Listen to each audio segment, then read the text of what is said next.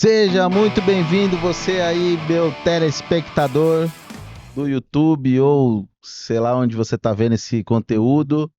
Seja muito bem-vindo ao podcast que te ensina tudo, exatamente tudo o que você precisa saber para entrar no mundo do 4.0, do 0 ao 4.0. Então vamos lá. Hoje eu queria tratar um conteúdo com você aí que para mim é de extrema importância. Existe um dito que fala que quando você é inteligente, você aprende com os próprios erros, né? O tolo, ele continua errando nas mesmas coisas, mas o sábio é aquele que aprende com os erros dos outros. Então, eu queria trazer um conteúdo aqui para você dos erros mais comuns que eu vejo no mercado já há um pouco mais de uma década aí que eu estou nesse mercado, os erros mais comuns que os donos de empresas, seja ela pequena ou grande, de moveleiro, os erros mais comuns que a gente vê os donos cometendo. Então, você que está vendo aí no YouTube, queria que você deixasse o seu comentário, se você é do mercado, o que você já viu, o que você tem de sugestões aí, quem sabe num próximo podcast, a gente não traz um conteúdo relevante aí que você me deu de sugestão, beleza? Combinado? Então, de, antes de iniciar o conteúdo aqui, eu vou fazer aquela chamadinha básica para você. Se inscreva no canal, ative as notificações para você não perder nenhum conteúdo. A gente está trazendo aqui, ó, preparando algumas pessoas de garbo e elegância para trazer aqui para você nos próximos episódios. Então, eu vou trazer professor aqui, pesquisador, gente renomada que já vendeu startup. Se você quer aprender um pouquinho, eu acho que o design ensina bastante para a gente o seguinte, tá? Que você consegue aprender com tudo, né? Tudo te traz uma referência. Quando um designer está criando um produto, uma campanha, um design de serviço, o que ele faz? Ele busca referência em vários ambientes diferentes. Então, por isso que eu sempre tenho cuidado aqui de não trazer assuntos que já são batidos de vocês do mercado. Então, trazer aqui o cara que faz o que vocês fazem todo dia. É legal, é interessante, porque, obviamente, a gente vai trazer gente aqui que está muito bem posicionada, né? Gente que já aprendeu, já passou por dores que talvez você está passando aí, isso é importante. Mas a gente também quer trazer gente aqui com outras cabeças, com outras mentalidades, de outros mercados, que também utilizam da tecnologia para alavancar seus negócios, ou ajudar empresas a alavancar seus negócios. Então a gente está trazendo aqui, nos próximos episódios, a gente vai trazer um professor que deu aula para mim no Mackenzie, o Ivo Pons. A gente vai trazer aqui um dono de uma empresa de cenografia que é estouradaça, fez um projeto super grande aí que a gente vai mostrar para vocês.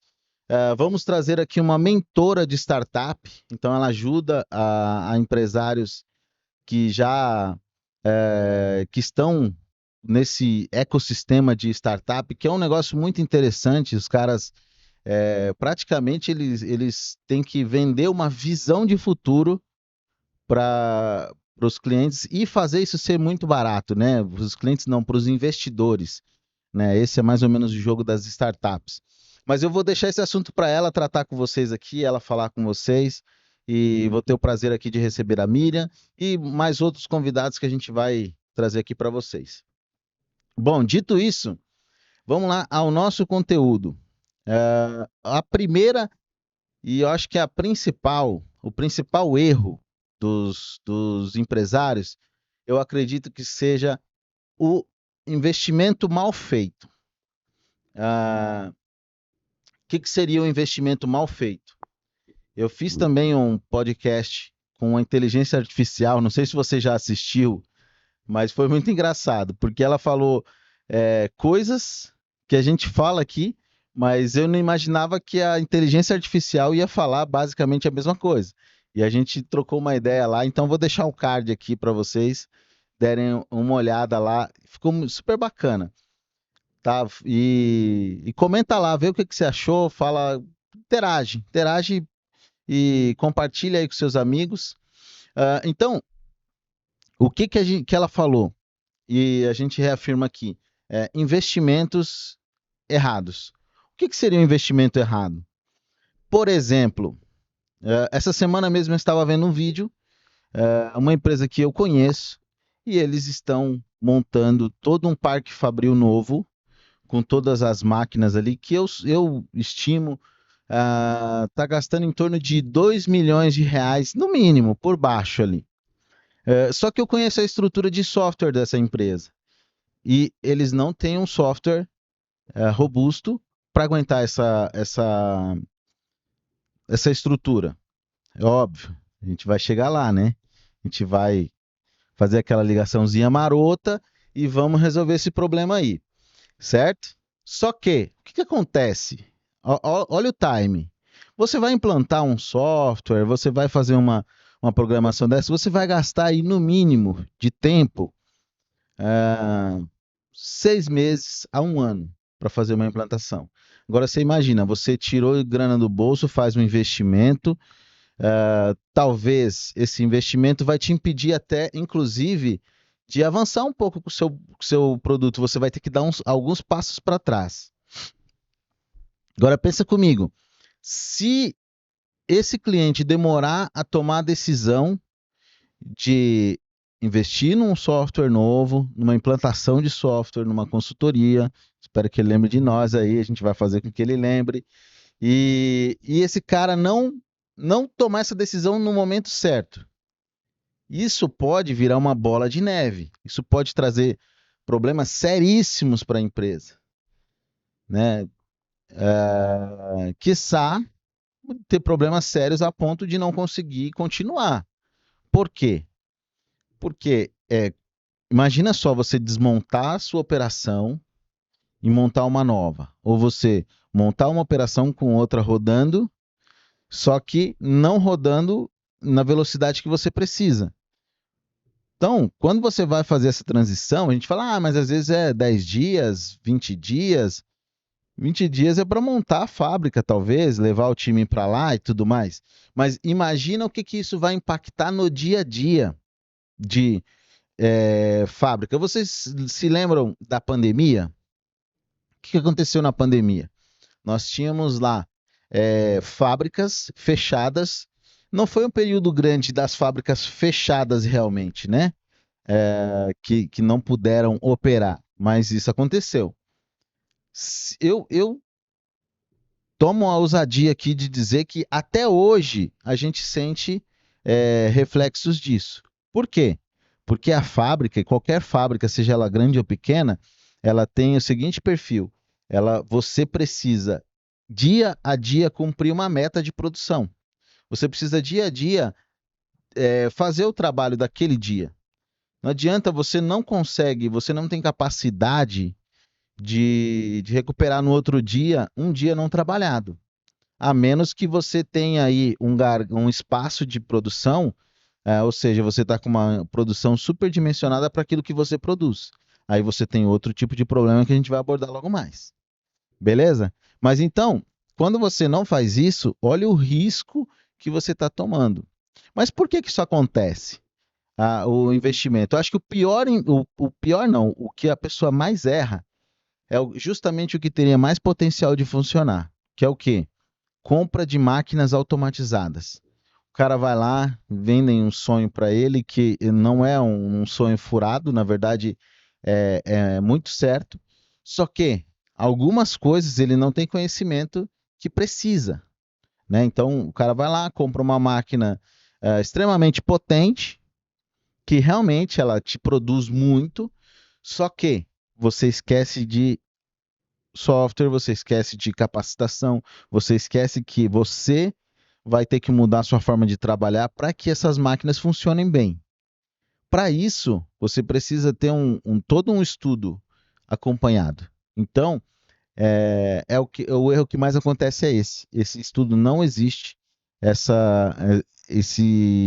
compra muitas vezes é feita no impulso E aí, quando você vê, você está com um elefante branco no seu barracão aí, que ninguém sabe mexer nele, ninguém sabe usar, e você está produzindo menos do que você produzia com seus marceneiros, ou talvez com aquela maquininha surradinha que você tinha aí, que todo mundo já sabia as manhas dela, sabia até o que tinha que fazer para ela não cortar errado, o cara ia lá e resolvia com ela. Hoje, cara, o seu funcionário está de mãos atadas e com uma máquina super potente que ninguém sabe usar.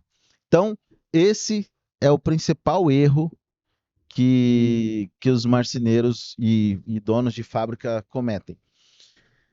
Qual o segundo principal erro? Ou talvez não nessa ordem de principal, mas que a gente que eu lembro aqui é falta de comercial.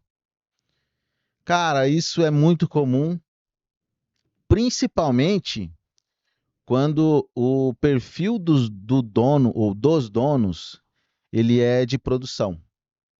Quando isso acontece, é muito comum que você tenha uma atenção muito grande para o lado operacional. Então você vai viabilizar produto, você fica o dia inteiro dentro da fábrica, você cuida de tudo que se relaciona a produto, a montagem, a operação, colocar a mão na massa.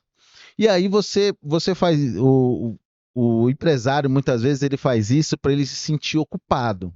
Essa é a verdade. Por que ocupado? Porque ele sabe que o faturamento dele não está legal, ele sabe que o faturamento dele está baixo, só que ele está ocupado o dia todo, ele está correndo o dia todo, ele não tem tempo para fazer isso, porque ele não delegou, ele não tem um comercial ativo, ele não tem um comercial, ele não deu ferramentas muitas vezes para esse comercial funcionar sozinho. Então, o dia que ele está na empresa, se o cliente vier até a empresa, porque muitas vezes ele não tem captação, ele vende, mas se ele não tiver, o time dele não tem autonomia para vender, ou o time dele faz cagada, com perdão da palavra, mas é isso que ele faz besteira lá. Por quê?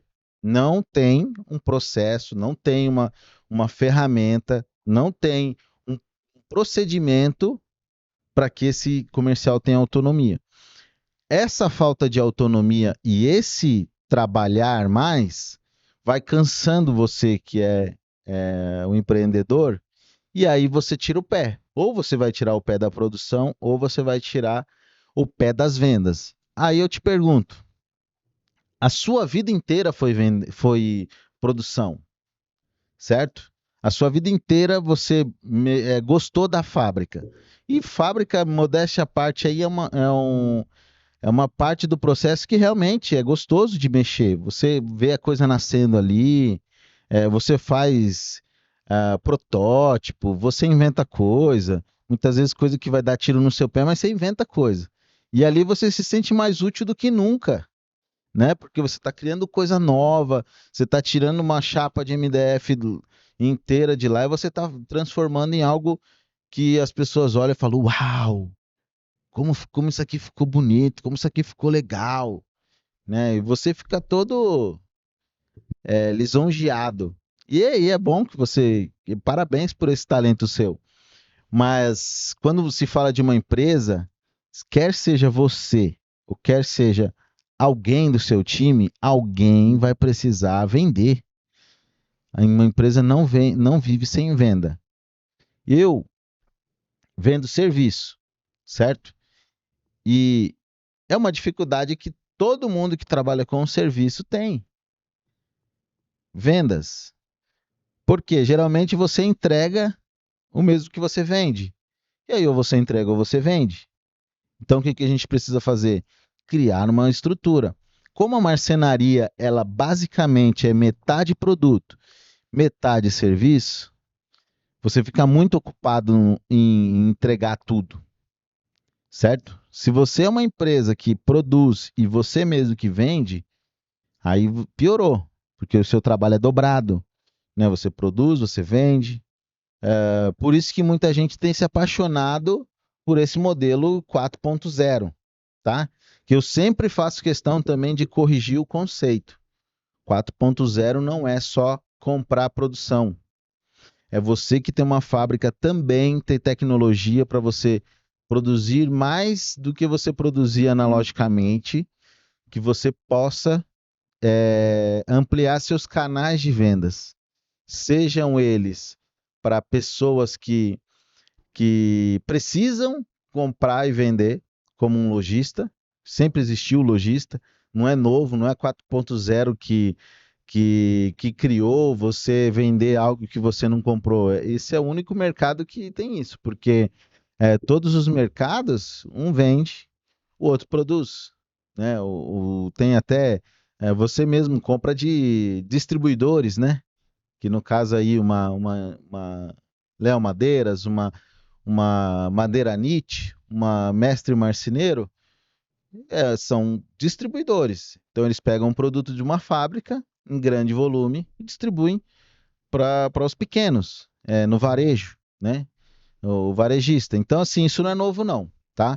Mas esse cara, pensa só, quem é só de venda, quem trata só da venda, ele tem uma bucha muito menor do que você aí que produz, né? Eu falo para quem produz, porque a maioria dos meus clientes são quem produz, tá? Isso na consultoria.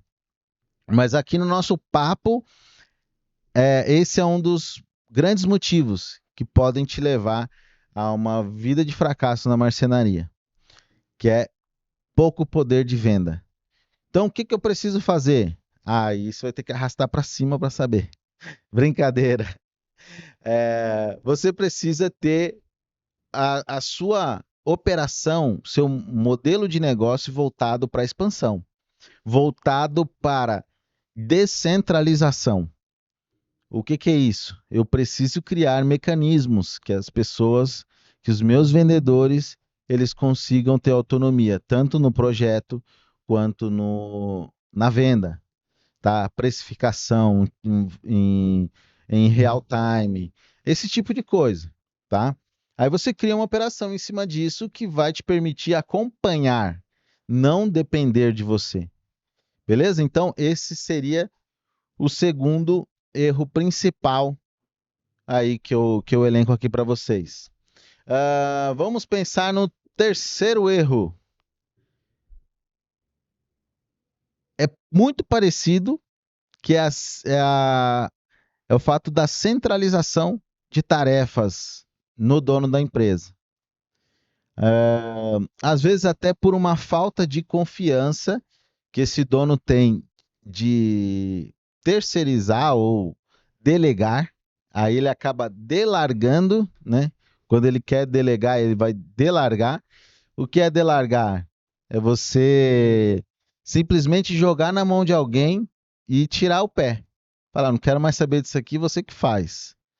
Só que o cara não treinou, o cara não tem uma documentação, o cara não tem uma informação. Então, ou seja, você pegou um funcionário seu, jogou ele numa fogueira e deixou o extintor lá do outro lado. É isso. Dos dois, um. Ou esse cara vai ser muito rato, vai sair dali e pegar o extintor, ou ele vai morrer queimado.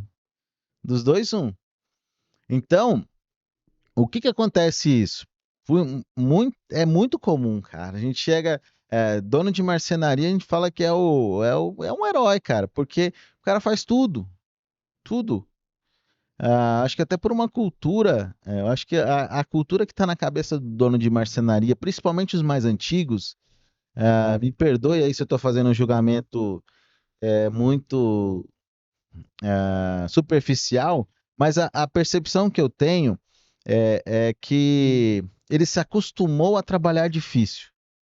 Então, como ele tem esse costume, a vida dele sempre foi difícil.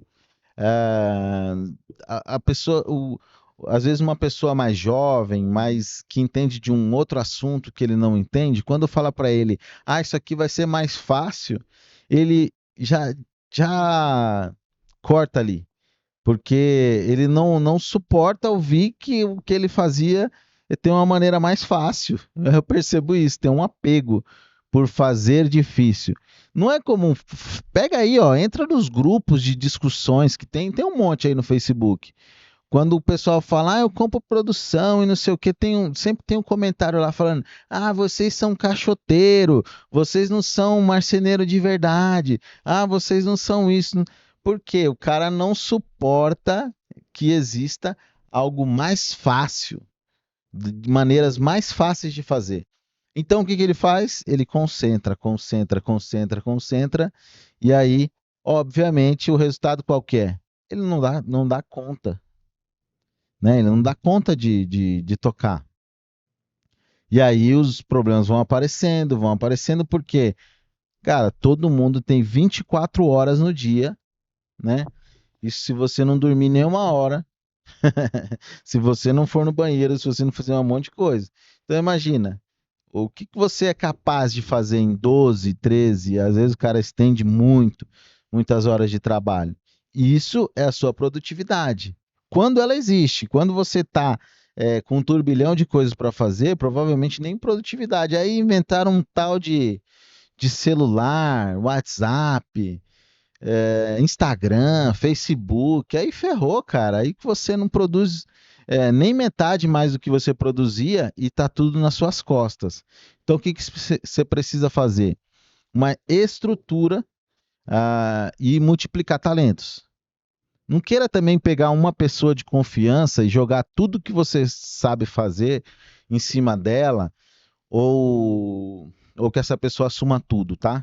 Isso aí é outro tiro no pé. O que que você vai fazer? Você vai pegar pessoas e vai aos poucos delegando funções para elas, tá? E cara, se você pensar nisso, você vai começar a entender de crescimento, de escala, e aí você vai entender que quanto mais você crescer, menos você vai poder se envolver com tudo e mais você vai ter que ter cabeças, pessoas te ajudando nesse processo. É engraçado, eu vinha no caminho pensando, eu estava vendo um vídeo, né? ah, que estava falando sobre a Vivara, né? E olha como as coisas são doidas, né? Nesse mercado de bolsa, né? Empresas de grande performance, né? Você pega aí Facebook da vida, com a Meta, aconteceu com a Apple, acho que todo mundo conhece esse filme aí, que chega numa hora que o próprio dono, ele não tem condição, ou não tem, ele é impedido de continuar à frente da empresa. Muitas vezes para o bem da empresa, né?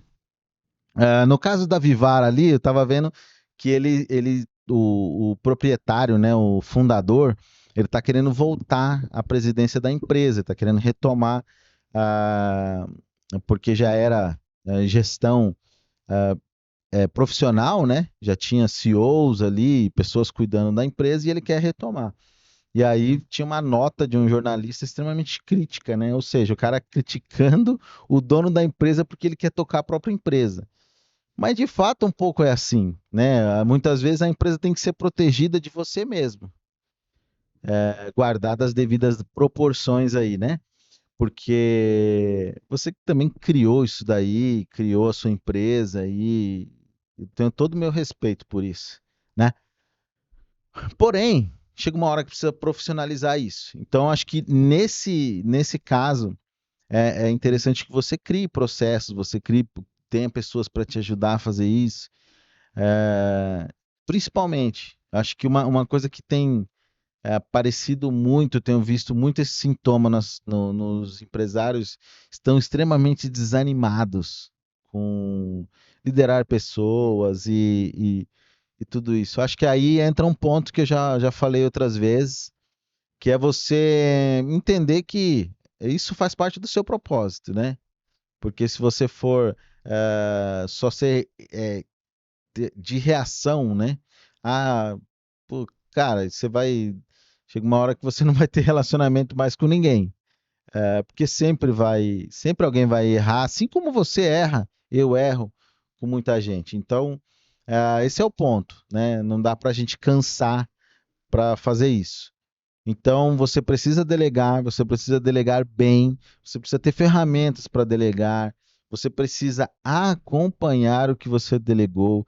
Você precisa, principalmente, confirmar a clareza, ter uma boa comunicação com o seu time, feedbacks e acompanhar. Não adianta você, como a gente falou, delargar e entregar uma tarefa para uma pessoa cumprir em 15 dias e vai descobrir que ela não fez ou ela nem lembra 15 dias depois, né? Primeiro, você mostra que você não tem uma ferramenta, mostra que você não tem acompanhamento.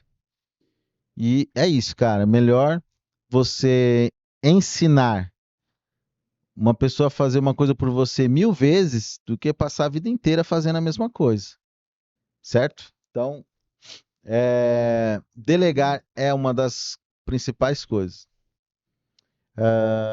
Para sanar esse nosso terceiro problema, que é centralização, certo? Acho que isso é um problema aí que você precisa resolver para ontem. Se você não tem esse problema, parabéns para você, certo? E o nosso quarto problema, eu acredito que seja o público. Como assim o público? É isso mesmo, você está trabalhando muitas vezes ou para o público errado, ou para o público que todo mundo quer. Quem é o público que todo mundo quer? Estou sem plateia aqui, mas eu vou te falar. O público que todo mundo quer trabalhar é o seguinte, cara. É o alto padrão. Esse daí todo mundo quer. É o cara que é rico, é o super rico. Todo mundo tá atrás dele. Todo mundo tá atrás do arquiteto dele. Tá todo mundo em cima desse cara. Mas eu fiz inclusive uma live que eu vou deixar aqui no card para vocês aqui. Esse cara é 1% da população inteira. Qualquer lugar que se preze, qualquer país, principalmente os países que chamam de primeiro mundo, né, desenvolvido, enfim, qual que é a principal característica? A classe média é maior. Então, quanto maior a classe média, mais tem o que se chama aí de igualdade, né? Só que ninguém quer vender para a classe média, ninguém quer vender para a classe B, ninguém quer vender para a classe C. Principalmente quando eu falo de imóveis sob medida. Todo mundo quer trabalhar com quem? Com alto padrão. É óbvio, é bom, tem tickets altos, faz todo sentido. Mas olha só, a gente está falando de uma oferta para um público de 1%. Aí eu te pergunto, será que a sua empresa ela está bem posicionada? Você faz parte do 1% do público da marcenaria, das fábricas da marcenaria, que talvez estão na cabeça desse cliente também como uma empresa de potencial que faz sentido para ele comprar com você? Aí é onde mora todo o problema. Ah, mas então você está falando para mim que eu não posso vender para o alto padrão. Não falei isso e nunca vou falar. O alto padrão, você precisa estar preparado para atendê-lo. Ah, tem gente que fala, mas o alto padrão você não põe isso, você não põe aquilo, não pode pôr tal coisa, porque senão não é alto padrão.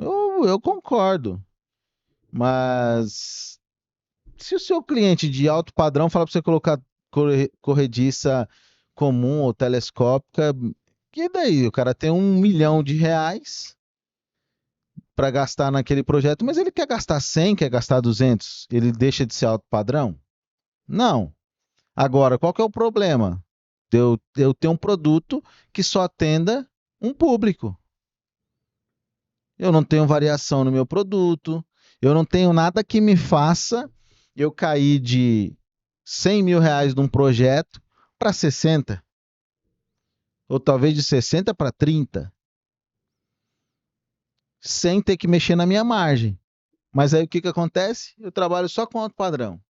Eu só tenho alto padrão, só tenho ferragem fina, só tenho acessório de bagaça aqui, e é isso que eu tenho. Então o cara pede desconto, o que você faz? Tira do seu lucro.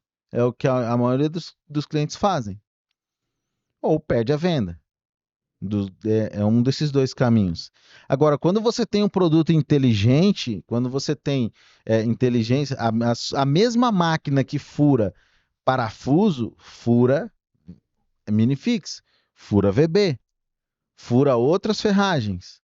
Tudo depende de como você está preparando o seu produto, como você está pensando o seu produto para que isso não aconteça. Certo? Então, esse é um dos pontos do alto padrão. Para você atender o alto padrão, você precisa fazer um grande investimento de marca. Não adianta você ficar aí no seu Instagram aí. é, Cara, eu gosto muito de ver projeto, de ver aquelas casas bonitas e tudo mais, que muita gente aí vai lá e pega um cara para fazer no arroba, um projetão, sai aí com uma dívida que vai durar meses aí para você colocar no seu custo aí isso daí, para o cara ter um Instagram lá para ficar divulgando aquele projeto. E aí quando você faz o ROI, sabe o que é ROI, né? Retorno sobre o investimento. Quando você faz o investimento que você teve e o retorno daquela ação de marketing que você fez ali, no caso, fazer um projeto no arroba do cliente, muitas vezes o cliente estouradão aí, bombadão de seguidores, você vê que você não teve retorno algum, ou, quiçá, muito pouco retorno disso. E aí você acha que você está fazendo branding, você está fazendo divulgação de marca. Desculpa te falar, mas não é isso que é branding, tá? Branding, você definir um posicionamento que você quer estar na cabeça do seu cliente. Ah, mas eu quero me posicionar como o melhor. Ok, esteja preparado para desbancar os melhores. Se não é esse o seu caso, se posicione com. Tem um livro muito interessante que fala de posicionamento. Vou até deixar um print aqui, ó, da capa dele para você, se você quiser fazer essa leitura aí, que é muito interessante. Posicionamento é a maneira que você vê uma oportunidade no mercado e você vai se posicionar para atender esse vácuo, né? Então, digamos aí, de repente você vê lá no AAA uma empresa que está lá destacadora.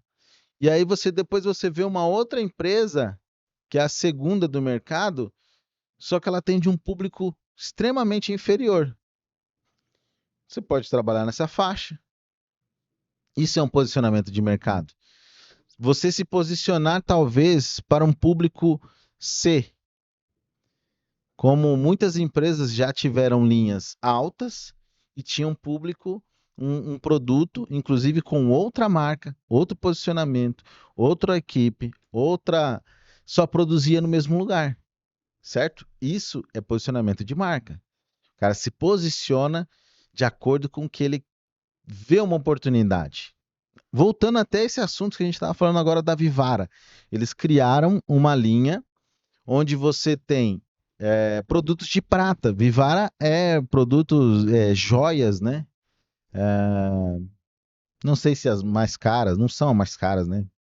Mas tem um posicionamento de alto padrão. O que que eles fizeram? Eles criaram uma linha com lojas diferentes, com todo o posicionamento diferente, para atender um público mais com poder aquisitivo menor.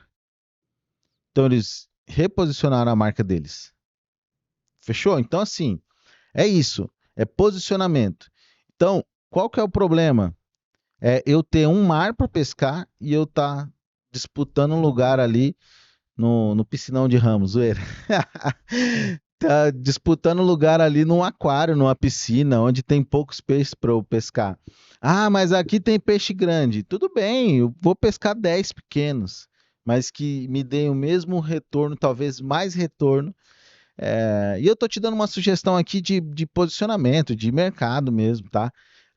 Não quer dizer que eu sou dono da verdade, não, mas eu, no seu lugar, eu faria isso. Eu teria um produto para atender o meu alto padrão e se engana quem precisa fazer uma nova marca.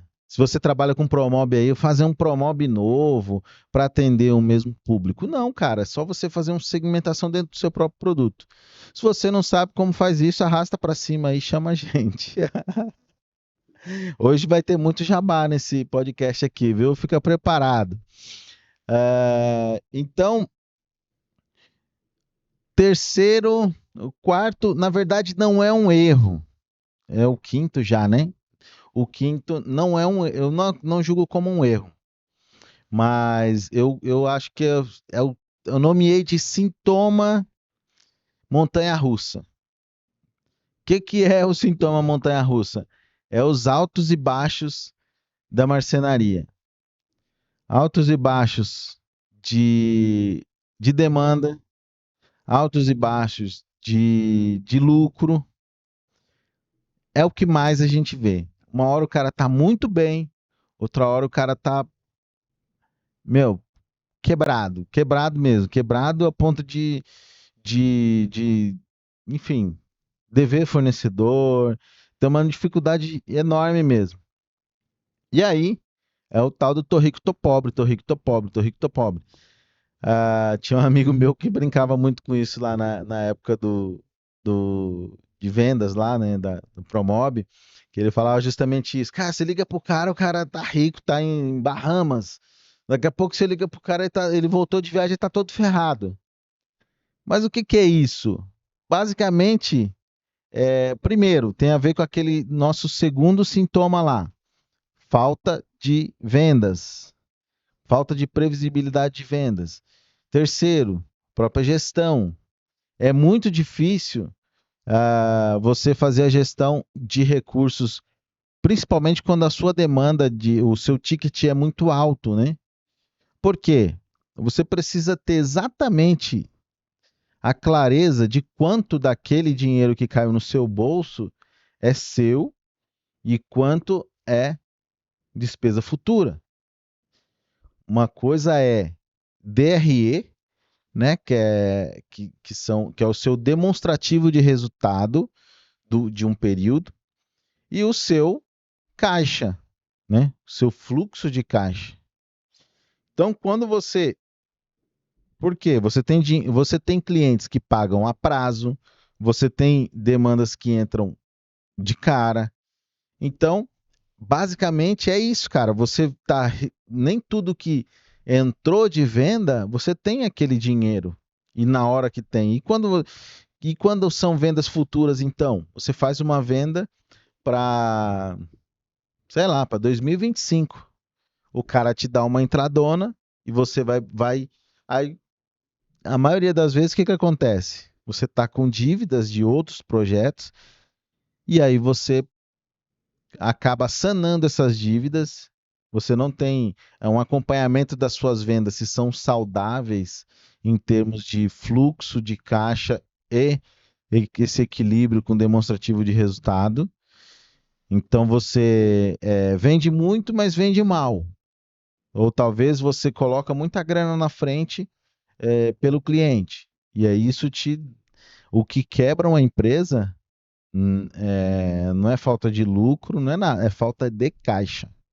Então, quando você não tem caixa, provavelmente você está correndo um sério risco, certo? Então, isso precisa ser uma atividade tua de dia a dia. Então, você vai acompanhar dia a dia como é que está essa saúde aí, para evitar justamente esse altos e baixos da sua, na sua vida como um todo, na sua empresa.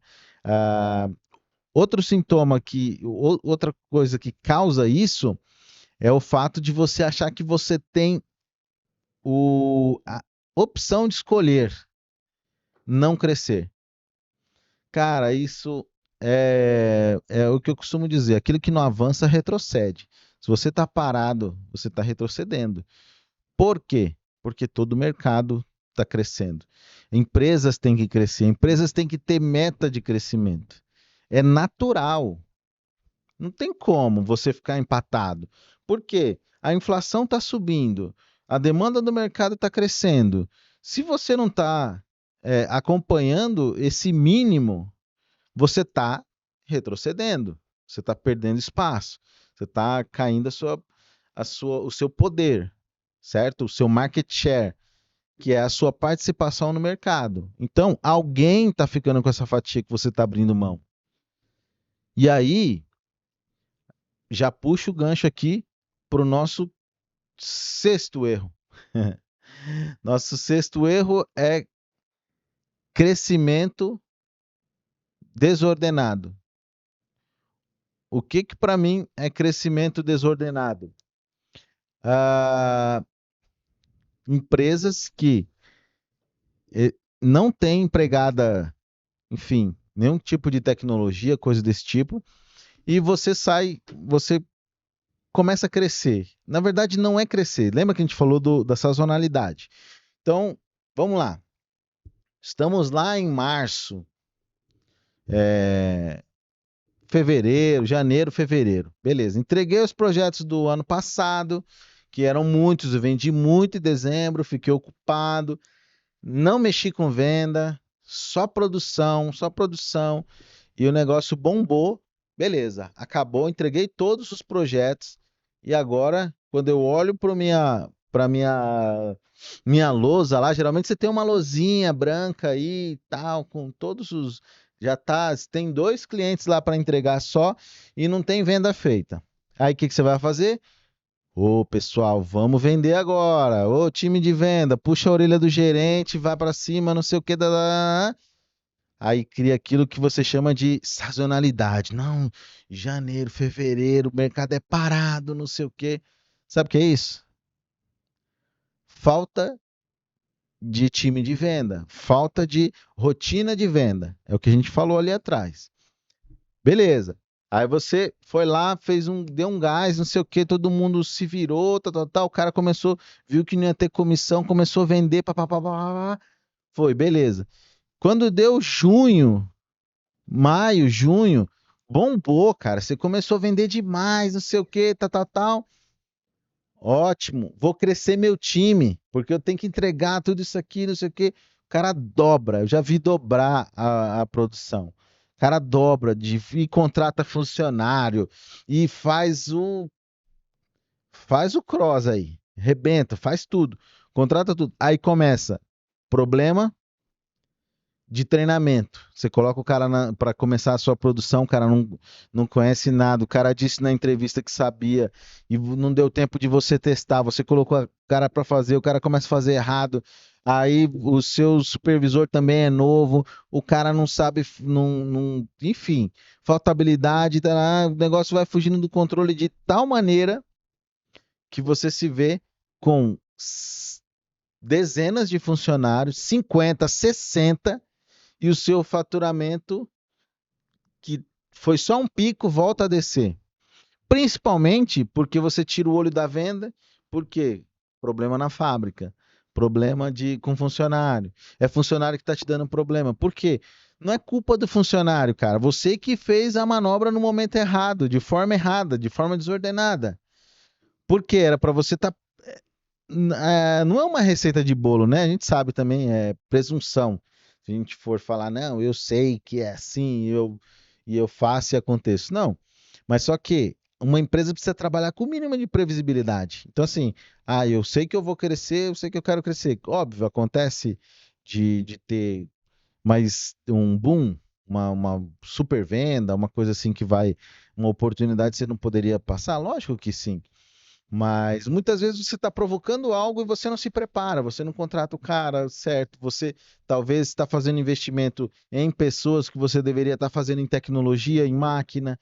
Então, isso faz com que traga um desequilíbrio para a sua empresa, certo? Então, ah, esse crescimento desordenado é o principal erro, porque você não previu, você não se antecipou ao fato. Você viu que a carteira estava cheia, que você ia vender bastante projeto. Ah, cara, uma vez ou outra você pode mexer no seu prazo, para você entender se essa demanda vai ser a longo prazo, entendeu? Tudo isso faz parte de você ter uma boa gestão.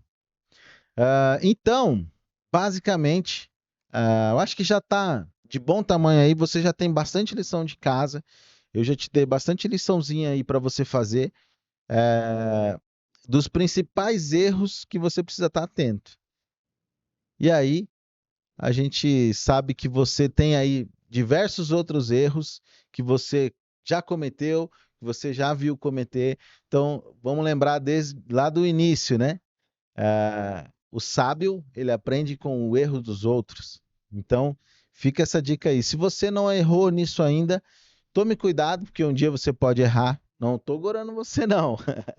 Mas um dia você pode errar. Então, anota aí num lugar, faz uma reflexão de que você não quero errar nessas coisas. E fala com a sua boca assim, eu não quero errar nessas coisas. E o que que você precisa fazer? Então, muitas vezes você vai precisar buscar um conhecimento, vai precisar se inscrever aqui no canal para ter mais conteúdo de qualidade. Beleza? Então faz isso, se inscreva aí no canal. A gente vai ficando por aqui. Os recados aí de sempre, né? Se inscreva, compartilhe e por acaso aí você tem umas ideias para compartilhar com a gente, deixa aí nos comentários que você quer participar aqui com a gente. Quem sabe a gente monta uma agenda aí contigo, a gente vem aqui bater um papo, a gente está sempre aberto aí para receber novas ideias e talvez você, como eu falei, não é do mercado, mas a gente está aberto aí para bater um papo, para conversar e sair daqui novas ideias. Você sabe como as ideias elas engravidam a partir do momento que dois cérebros começam a interagir, né? Então, aí saem novas ideias e tudo mais. Bons negócios nasceram de conversas simples, né? Eu acho que é esse o nosso chamado aqui para esse podcast. Então, eu agradeço aí pela tua presença, que você volte nos próximos episódios, acompanhe aí tudo que nós temos preparados para vocês aí. Beleza? Um forte abraço e fiquem com Deus. Até a próxima.